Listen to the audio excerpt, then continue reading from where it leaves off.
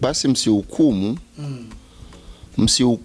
hukumu ya macho tu, bali ifanyeni hukumu iliyo ya haki. Basi msihukumu hukumu ya macho tu,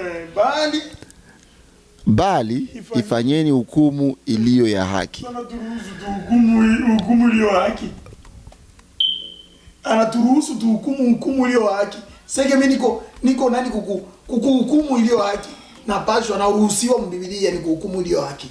Hii mimi naona ni kama wanatukataza ile wanasema apparence usihukumu kwa apparence tu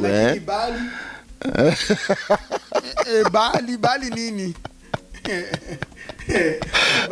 So we uko na haki ya kuhukumu watu wa niko na haki. Neno inaachia watu watatia comment hapo. Na uwatilie verse. Baende baisome bien. Uwatilie verse. Ni Yohana 7. Yohana 7. Ni wani lisawa kisi nilikumbuka. Okay.